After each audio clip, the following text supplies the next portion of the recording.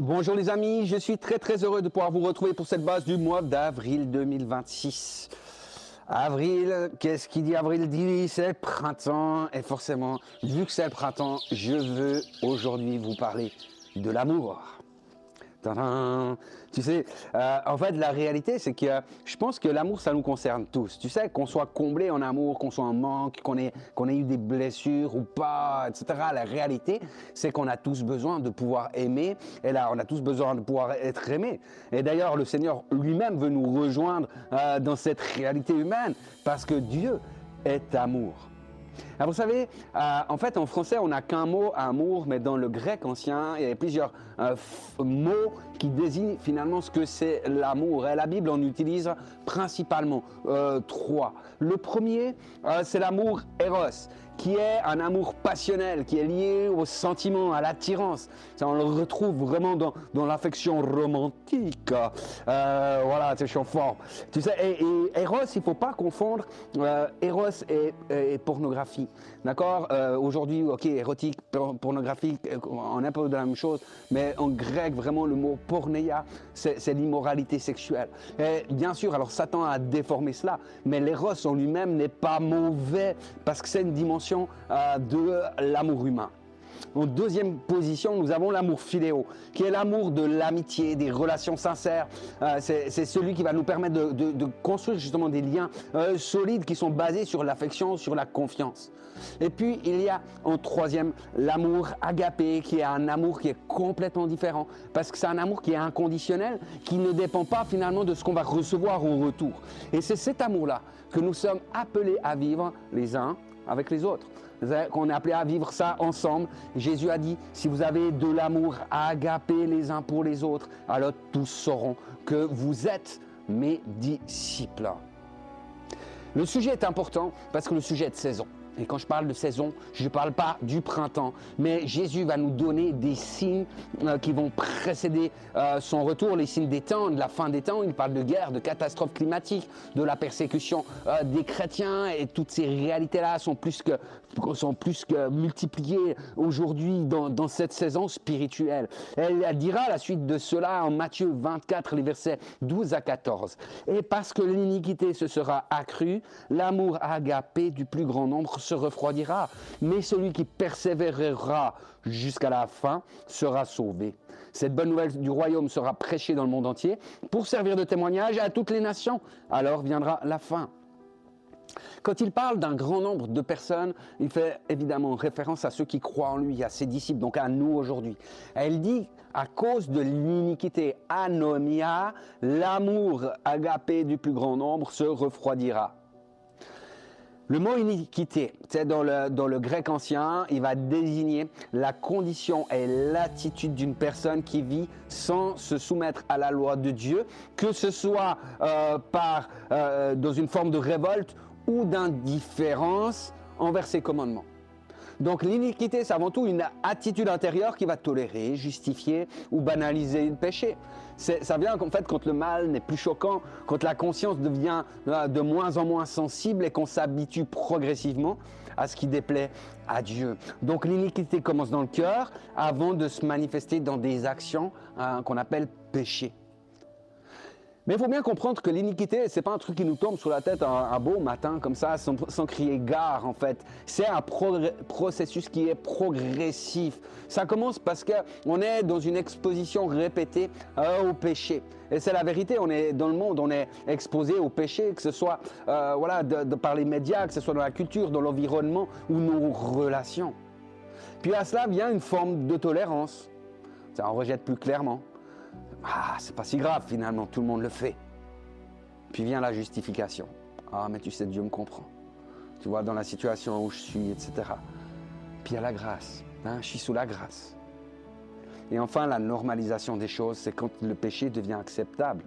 Et malheureusement, même chez les croyants. Et c'est là que l'iniquité abonde.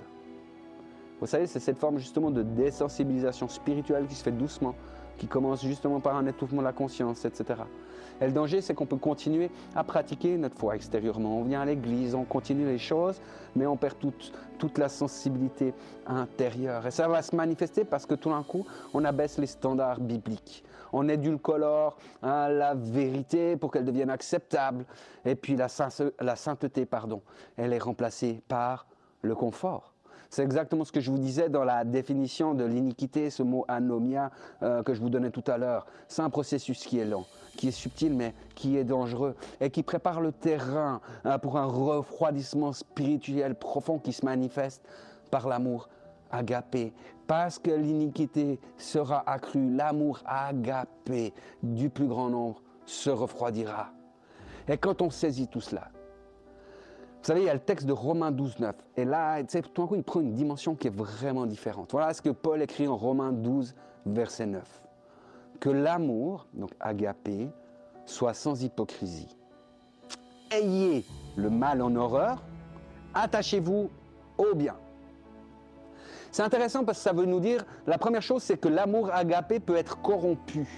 Il peut être hypocrite. Le mot hypocrite, c'était le nom qui était donné aux acteurs de théâtre dans l'Empire romain, parce que ça se déguisait, ça feignait quelque chose, ce n'était pas la vérité.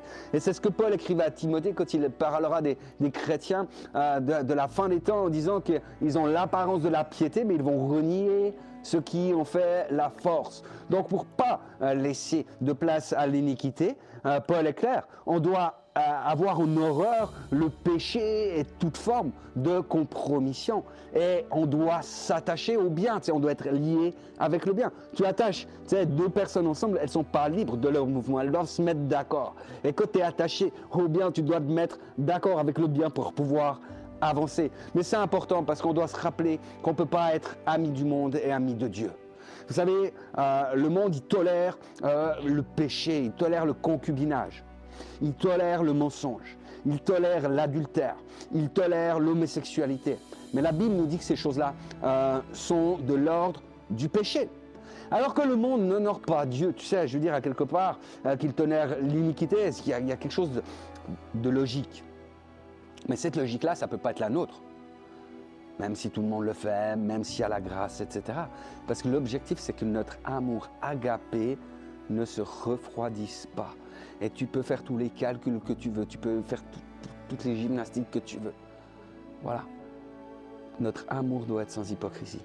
On doit s'attacher au bien et on doit avoir le mal en horreur. Petite question. Est-ce que vous vous rappelez, dans les années 80, les années 90, il y avait des magazines comme Jeune et Jolie, Podium, etc., etc. Voilà, mais je ne les lisais pas évidemment, mais j'avais une sœur. Et dans ces magazines, bon, il y avait les petits romans photos, mais ça on s'en fiche. Il y avait des questionnaires du style tu veux connaître ta manière d'aimer?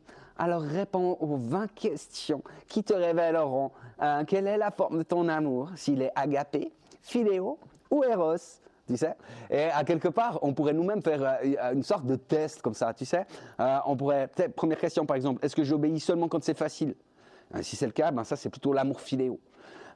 Est-ce que je suis motivé surtout parce que je ressens? Si c'est le cas, ben ça c'est plutôt l'amour éros. Est-ce que je reste fidèle même quand ça coûte? Ben ça c'est l'amour agapé. Pour être très vrai, je pense que beaucoup de chrétiens, et notamment chez nous, au Gospel Center La Côte, fonctionnent principalement avec l'amour éros et l'amour philéo. Donc éros, je vous le rappelle, c'est basé sur le ressenti, l'attirance, la passion, etc. Et philéo, c'est vraiment l'amitié, c'est basé sur la relation agréable, etc., etc. Ces amours, ils ne sont pas mauvais en soi, mais on doit comprendre qu'ils ne sont pas suffisants pour tenir jusqu'à la fin. Et le risque, c'est qu'on confonde finalement une expérience émotionnelle ou relationnelle avec l'amour profond que Dieu veut avoir avec nous. Alors on pourrait faire un test aussi, c'est de savoir, mais alors où est-ce qu'on en est dans notre niveau d'amour agapé? Moi je vous propose un truc, vous ferez ça à la maison si jamais, prenez 1 Corinthiens 13 et puis à chaque qualification de ce qu'est l'amour, vous notez pour vous une note entre 0 et 10. 0 c'est nul, 10 c'est bien, 6 c'est la moyenne. ok?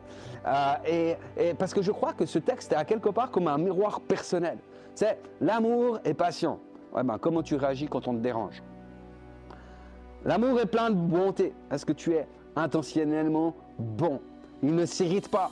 Tu sais combien de temps tu restes offensé? Il ne soupçonne pas le mal. Hmm. Pourquoi tu dis ça? T'as quelque chose contre moi? Tu sais, bref. Mais il y a des situations qui peuvent nous attirer, puis on pourrait se demander pourquoi. Tu sais, la réalité, je pense que c'est une bonne chose de pouvoir faire cela. Certains vont dire, c'est nini, c'est pas grave. Mais je crois que ça peut rendre simplement cet amour agapé, mesurable dans nos propres vies et dans la réalité de ce que nous vivons. Parce que l'amour, c'est pas une émotion que l'on attend. L'amour agapé, c'est une décision que l'on prend. Nous devons choisir d'être patients. Nous devons choisir de ne pas nous irriter. Nous devons choisir de pardonner. Nous devons choisir de ne pas soupçonner le mal. D'accord? Et ça, c'est une discipline qui est intentionnelle, qui est quotidienne. Ce n'est pas quelque chose qui vient spontanément de nous-mêmes. Et il y a trop de gens qui pensent que l'amour agapé, à quelque part, c'est comme une sorte d'idéal. Tu sais, c'est l'amour de Dieu, l'amour qui est parfait. Et cet amour, je ne pourrai jamais l'atteindre, etc. Alors c'est vrai que personne ne vit parfaitement 1 Corinthiens 13, mais Dieu travaille dans nos vies et progressivement, tu sais, chaque situation devient une opportunité pour grandir, pour refléter finalement le caractère même de Dieu. Quand on est bon avec quelqu'un qui nous a blessés, quand on ne rend plus le mal pour le mal et qu'on continue à agir bien sans attendre rien au retour, tu sais, il y a vraiment quelque chose de surnaturel. Vous êtes d'accord avec ça? On n'est plus dans l'humain, on est dans l'amour agapé. Dans notre vision de l'Église, c'est ici au Gospel Center-La-Côte, nous avons l'idée du rêve. Tu sais, rêve avec S, l'Église de rêve avec S, et c'est un acronyme parce que chaque lettre correspond à quelque chose.